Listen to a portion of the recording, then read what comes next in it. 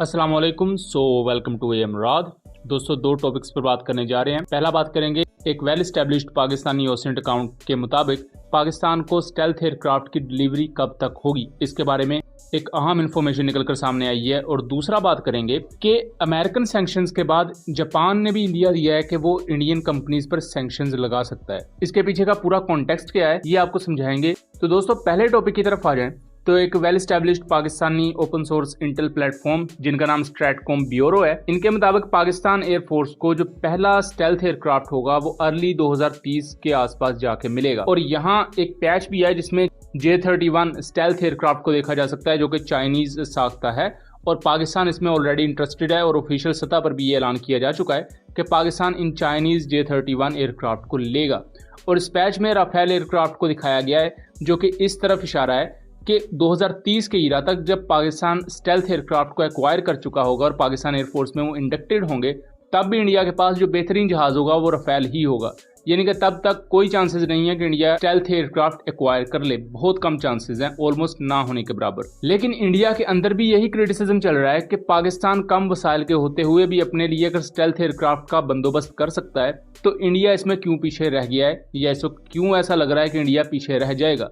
क्योंकि Indian side पर भी ये अंडरस्टैंडिंग ऑलमोस्ट डेवलप हो चुकी है कि पाकिस्तान ही पहले स्टेल्थ एयरक्राफ्ट को एक्वायर कर चुका होगा। एंड यहाँ एक स्टेल्थ एयरक्राफ्ट नहीं होगा, ये चाइनीज J-31 के बाद पाकिस्तान 2035 तक कान एयरक्राफ्ट का मुल्की साख्ता वेरिएंट अपनी एयरफोर्स में इंडक्ट करेगा और उसकी प्रोडक्शन भी पाकिस्तान में ही होगी। इन इक़दामात के तहत न सिर्फ स्टेल्थ टेक्नोलॉजी को एक्वायर करने में पाकिस्तान को मदद मिलेगी, बल्कि पाकिस्तान के अंदर उस वक्त तक 2030-35 तक जब F-17 थंडर की प्रोडक्शन लाइन बंद हो चुकी होगी तो उसके बाद नए प्रोजेक्ट्स होंगे जिससे प्रोडक्शन लाइन कभी भी अल्टीमेटली बंद नहीं होगी, बल्कि दूसरे एयरक्राफ्ट को बनाना स्टार्ट कर दिया जाएगा। और ये चीज फ्यूचर में मुख्तलिफ दूसरे प्रोजेक्ट्स की राह भी खोलेगी पाकिस्तान एयरफोर्स के लिए, जिससे जैसा कि आप पाकिस्तान एरोनॉटिकल कॉम्प्लेक्स मुख्तलिफ चीजों को डेवलप कर रही है और मुख्तलिफ मालिक उससे वो चीजें खरीद रहे हैं, सो उससे रेवेन्यू जनरेट हो रहा है। फ्यूचर में भी अगर ऐसी ही पॉलिसीज को बेहतर तरीके से इंप्लीमेंट किया जाएगा तो प्रोडक्शन लाइंस कभी भी बंद नहीं होंगी, बल्कि इसके साथ साथ मुख्तलिफ सब सिस्टम्स को भी डेवलप किया जाएगा जिन्हें दूसरे कंट्रीज को भी एक्सपोर्ट किया जा सकेगा, जो कि ऑब्वियसली फायदेमंद होगा पाकिस्तान के लिए।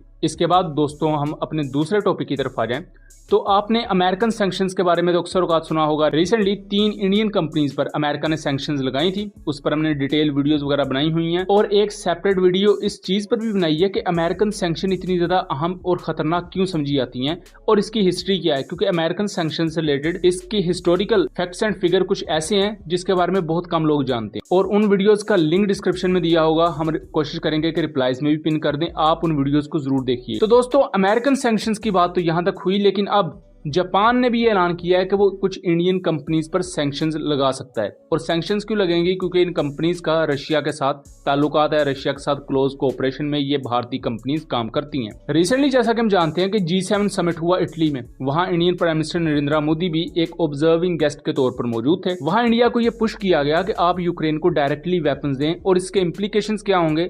हमने इस पर अपने सेकंड चैनल कॉन्फ्लिक्ट कार्ड पर बात की हुई है। हमारे सेकंड चैनल को आप सब्सक्राइब कर सकते हैं अगर आपको उसका कंटेंट पसंद आए। और उसी G7 समिट में जो जापानीज गवर्नमेंट के चीफ सेक्रेटरी हैं, जिनका नाम हयाशी आई थिंक, उन्होंने ये ऐलान किया है कि हम मुख्तलिफ ममालिक की कंपनीज पर सैंक्शन लगाने का सोच रहे हैं जो रशिया के साथ ट्रेड करती हैं। इनमें से कुछ लीडिंग कंपनीज इंडिया की भी हैं जिन पर सैंक्शंस लगाई जा सकती हैं, लेकिन इस पर इंडिया की तरफ से कोई भी ऑफिशियल किस्म का रिबूटल या जवाब नहीं आया कि हमारे मुल्क की कंपनीज पर क्यों सैंक्शन लगाई जाएंगी। या मैं बताता चलूं कि जापान और इंडिया दोनों क्वाड का हिस्सा है। क्वाड 4 मुल्कों का एक इत्तेहाद है जिसको चाइना और रशिया को कंटेन करने के लिए बनाया गया है पैसिफिक रीजन में। उसको आप यहाँ देख सकते हैं कि इंडिया, ऑस्ट्रेलिया, जापान और अमेरिका, ये 4 मुल्कों का बेसिकली एक डिफेंस पैक्ट है। और इतने करीबी इत्तेहादी होने के बावजूद भी जापान इस बात पर रिलक्टेंट है कि वो इंडियन कंपनीज पर सैंक्शंस लगाएगा, जो कि इंडिया के लिए कोई अच्छा शगुन साबित नहीं होगा। यहाँ मैं आपको एक और चीज बताता चलूं कि जापान और इंडिया बहुत ही ज्यादा क्लोज डिफेंस कोऑपरेशन में भी एक दूसरे के साथ रहते हैं।